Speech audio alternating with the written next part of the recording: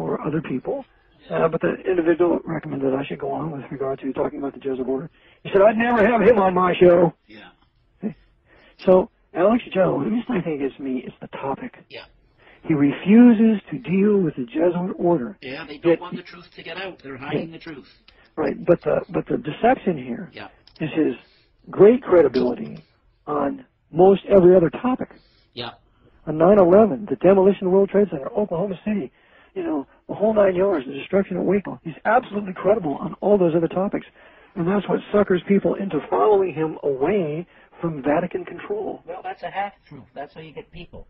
Right. Create a half-truth. Right. Hook them in. Mm-hmm. So this is typical Jesuit casuistry at its best.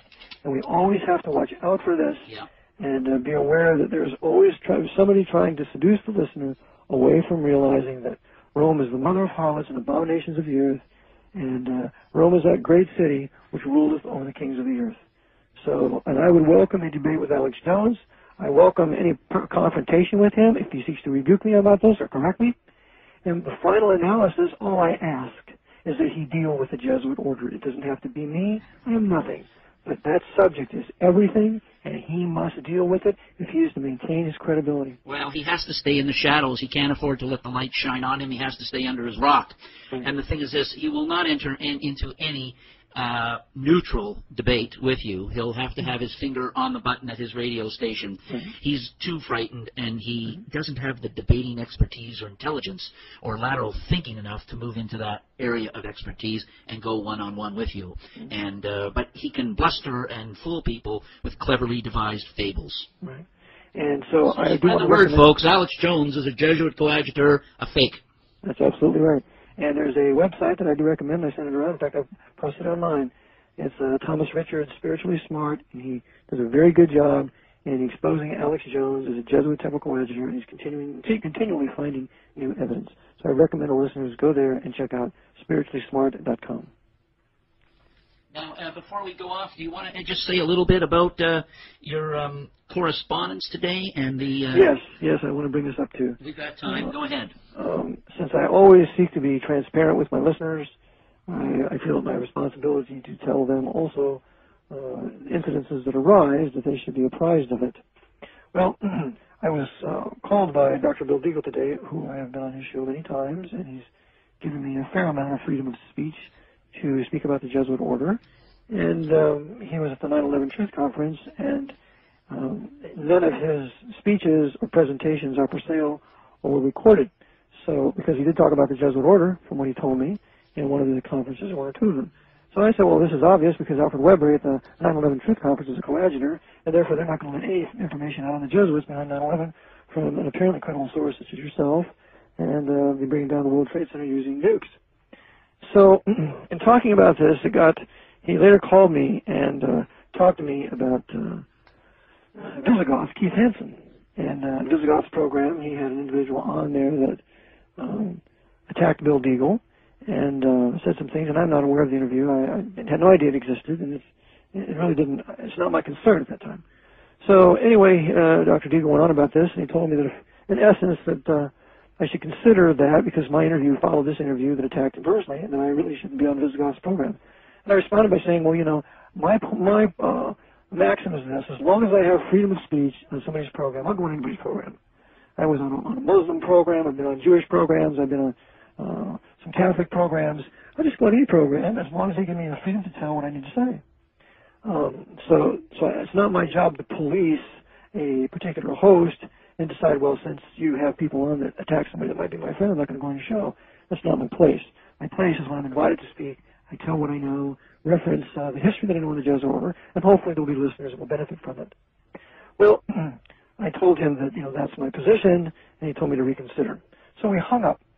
Well, about that time, you and I had talked about exposing Alex Jones, and then I remembered that Dr. Deagle is with GCN.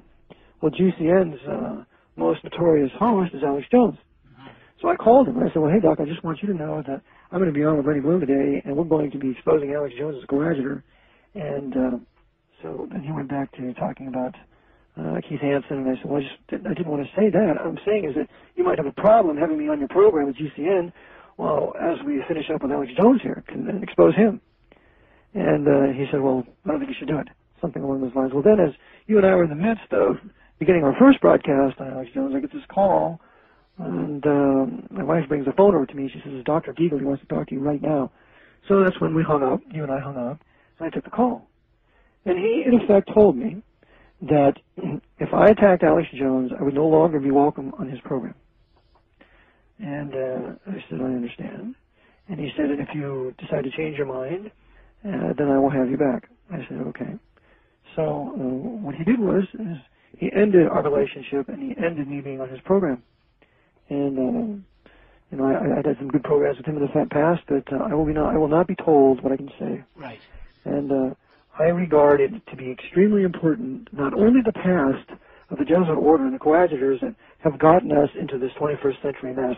I think it's extremely important that once we understand who the coadjutors are today, at this very moment, that we expose them too, because that makes all the work of the past relevant to today. And this is what many conspiratorial historians do not want to do. They'll go into the past and they'll tell you about the formation of this and the American Republic or what happened in World War I or even World War II. But they don't make it current today. And that's one of the strengths of my Vatican Assassins 3. I not only start with the Jesuit order of 1534, I bring it all the way through the Kennedy assassination to its 9/11 fiasco and the Pope's crusade against Islam and the American Protestant West. Absolutely. So I make it relevant. And we have to do this if we are going to be credible journalists. And Gracious Mansky's been doing this. That's why he was kicked off RBN. That's why he's not allowed on GCN. Yeah, exactly. Because everything goes back to the Vatican. Yeah. So we had to find another avenue. So, as Martin Luther said, when you go against Rome, the world becomes your enemy. And that is what has happened here. So I just wanted people to know that I will not be on Dr. Deagle's program anymore, and this is the reason why. Because we have exposed Alex Jones as a Jesuit temple coadjutor, and it will become more and more apparent as time goes on. Eric, I guess that's it. I think that's you're to be commended for your work and for sticking to your principles, and the Lord will bless you as a result of it. These are all things that are done and experiences to test us and to test our mettle and to see on which side of the fence we really are on, and obviously you're on the side of the tree of life.